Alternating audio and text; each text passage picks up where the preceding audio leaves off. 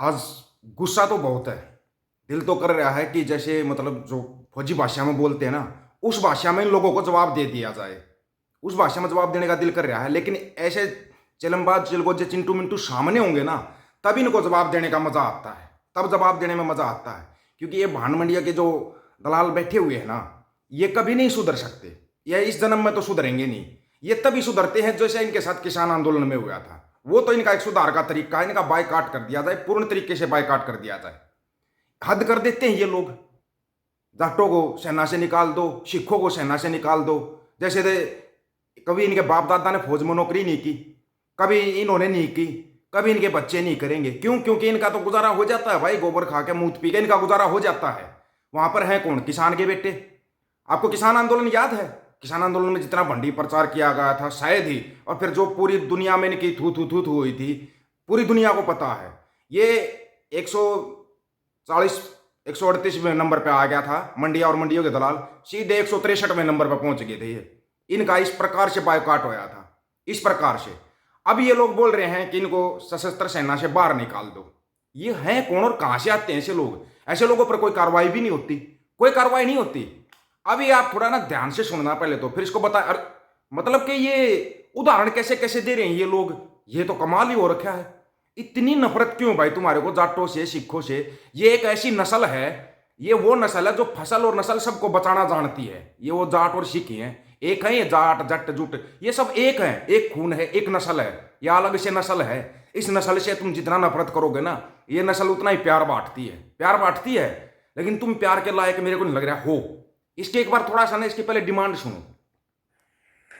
मैं ये मांग कर रहा हूं कि आइंदा जो भी कोई जो भी कोई सशस्त्र दल में देश के काम करता है और वह अगर किसान आंदोलनकारियों का नजदीकी रिश्तेदार है तो उन्हें उस पद से हटा देना चाहिए। सशस्त्र सेना से कोई भी अगर किसानों का समर्थन करता है तो उनको हटा देना चाहिए, हटा देना चाहिए उनको। जैसे तो इसके बाप ने कोई फैक्ट्री लगा रखी है, वहां पे नौकरी दिलवा देगा सबको, वहां पे नौकरी दिलवा देगा। अगर गलती से किसान के बच्चों ने सेना में जाना बंद कर दिया, तुम्हारे को कोई सैनिक नहीं मिलेगा इस देश के अंदर। आराम से बताया है चिलगोजे, आराम से सुन लेना तुम, आराम से। इसका नाम है, इसका नाम बताते हैं आपको। इसका नाम है भाई सुशील कुलकर्णी है ये कोई। सुशील कुलकर्णी बहुत बड़ा एनालाइजर है ये, सोशल मीडिया पे ये वीडियो बनाता है। हरियाणा में बैठ के टाइ टाइ पै पै करता है। उदाहरण क्या दे रहा है? जैसे देखो इंदिरा गांधी को उन्हीं के अंगरक्षकों ने मार दिया था, जैसे राजीव गांधी को। अभी इस चिलगोजे को कोई बताओ भाई, राजीव गांधी के साथ क्या हुआ था और किसने मारा था राजीव गांधी को? पहले तो इसको ये समझाओ। तीसरा उदाहरण दे रहा है ये, देखो प्रधानमंत्री नरेंद्र मोदी को, जो पंजाब में हुआ मोदी साहब के साथ, उसी के तो समर्थक थे वो। तो बीजेपी जिंदाबाद, मोदी जिंदाबाद कर रहे थे, उन्हीं के समर्थकों ने उसका काफिला रोका था। नहीं तो आज तक कोई कार्रवाई क्यों नहीं हुई? प्रधानमंत्री का काफिला रोका गया था। ये ढक्कन अपने आप को बहुत बड़े एनालाइजर और पता नहीं क्या क्या समझ लेते हैं। और फिर दूसरी बात, नौकरियां ऐसे बांटते हैं जैसे इनके बाप दादा प्रधानमंत्री लगे हुए हैं बस देश के, ये बांटेंगे नौकरियां हैं। उनके हाथ से ही शस्त्र निकाल देने चाहिए। बहुत ही गंभीरता पूर्वक मैं ये निवेदन कर रहा हूं। देश के प्रधानमंत्री से मेरा निवेदन है, देश के गृह मंत्री से मेरा निवेदन है, देश के रक्षा मंत्री से मेरा निवेदन है कि जो भी कोई किसान आंदोलनों में सहभागी हुए व्यक्ति है, उनके नजदीकी रिश्तेदार, मतलब बेटे या बेटा, बेटी, उनकी भतीजी या और कोई भांजी, जो भी कोई हो, जिनके चाचा मौसा कोई भी किसान आंदोलन में सहभागी हो और उनका नजदीकी रिश्तेदार अगर सेना के सशस्त्र दल में काम करता है, सुरक्षा बल में काम करता है, तो उन्हें तुरंत बर्खास्त कर दिया जाए। उन्हें, या सरकार को ऐसा लगता है कि उन्हें कोई और नौकरी नहीं मिलनी चाहिए, तो उन्हें बगैर शस्त्र वाली नौकरी प्रदान करे, क्योंकि यह बहुत खतरनाक काम हो सकता है। दोस्तों, दिल्ली में चल रहे किसान आंदोलन को खत्म हुए अभी साल गुजर गए, कुछ साल गुजर गए। इतने साल गुजर जाने के बाद शाबाश। याद है ना, उन्हीं के प्रधानमंत्री के आवास पर तैनात सुरक्षा कर्मियों द्वारा ही गोली दागकर इंदिरा गांधी की हत्या की गई थी।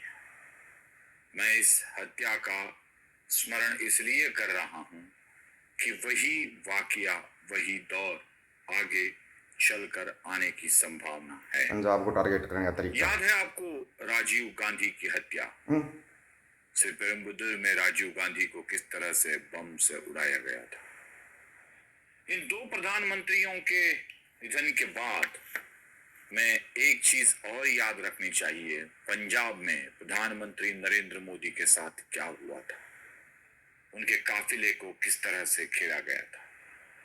मैं 3 घटनाओं का स्मरण आपको, ये बोल रहा है, ये कंगना रनौत का समर्थक है भाई, ये जो कंगना रनौत के साथ चंडीगढ़ एयरपोर्ट के ऊपर हुआ था ना, ये उसके समर्थन में बोल रहा है। सशस्त्र सेना से निकाल दो भाई, किसान के जो भी बेटा बेटी रिश्तेदार हो, भांजा भांजी जो भी, उनको निकाल दो। और प्रधानमंत्री मोदी, गृह मंत्री अमित शाह साहब और राजनाथ साहब से, रक्षा मंत्री से ये निवेदन कर रहा है, निवेदन, ठीक है ना, ये निवेदन कर रहा है। इसके चैनल का किसी को लिंक चाहिए, चैनल का लिंक दे देंगे। एक तो आप अपने हिसाब से जवाब दे सकते हो। ऐसे ऐसे कितने चिंटू मिंटू होंगे अपने देश में, कुछ गिनती के होंगे। इनको चाहिए पब्लिसिटी, बिना बात की पब्लिसिटी, टारगेटिंग करना। टारगेट कर रहे हैं पंजाब को टारगेट कर रहे हैं, सिखों को टारगेट कर रहे हैं, फिर के किसानों को टारगेट कर रहे हैं। मतलब ये अनाज नहीं खाते। हम अगर आप इस गलतफहमी में हो कि ये अनाज खाते होंगे, जैसे किसान बोलते थे भाई जो अनाज खाता है वो किसानों का सपोर्ट करेगा, वो सपोर्ट करेगा किसानों का, लेकिन ये खाते ही गोबर हैं, पीते मूत हैं, इनका तो गुजारा हो जाएगा, बाकी जनता का गुजारा कैसे होगा। और फिर सशस्त्र सेना से निकाल दो, जैसे तो ये जाएंगे वहां पे, ये जाएंगे। वैसे ये बोलते रहते हैं कि हम सेना से भी जल्दी तैयार हो जाते हैं, तो इनको भेज दो ना एक बार इसको बॉर्डर पर भेज दो 2 साल के लिए, फिर आकर इसको बताना अब तू वीडियो बना, तो कुलविंदर कौर के ऊपर वीडियो बना। अब कुलविंदर कौर ने क्या किया, क्या नहीं किया, ठीक किया, गलत किया, अब तू वीडियो बना के दिखा। और फिर इसके माँ बाप को दिल्ली पे बैठा देना, 1 साल के लिए आंदोलन करके दिखाएंगे इसके माँ बाप, फिर इसकी राय लेना, फिर ये अपनी राय देगा। ऐसे ऐसे लोग है ना, पता नहीं कितने घुसे हुए हैं, लेकिन ऐसे लोगों की पहचान बहुत जरूरी है, पहचान भी जरूरी है। कंगना को जो प्रसाद मिला, ऐसे लोगों को प्रसाद, ये अपनी बुकिंग करवाते हैं ये लोग अपनी, कि नहीं अभी हटो, पहले मेरा नंबर आने दो। ये अपनी बुकिंग पहले करवा लेते हैं, हमारी नज़र में ये बुकिंग करवा रहे हैं। एक चीज़ आपको बताई थी, सभी जातियां सर्वश्रेष्ठ हैं, सभी धर्म सर्वश्रेष्ठ हैं, लेकिन ऐसे लोगों की ना जाति होती ना कोई धर्म होता। ऐसे लोग ना जातियों से आते ना धर्मों से आते।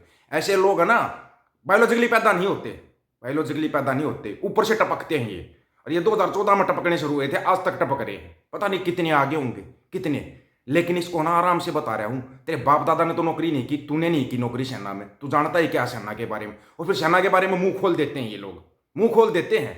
इनको बनाओ भाई अग्निवीर, इनको भेजो एक बार, सीधे बॉर्डर पे भेज दो। ये हथियार फेंक के भागेंगे वहां से, हथियार फेंक के। वो किसान के बच्चे ही है जिनके कारण तुम सुरक्षित सोते हो।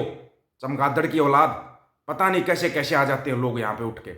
आप लोगों की क्या राय है भाई? अपनी राय रखना और खुल के राय रखना ऐसे लोगों के बारे में।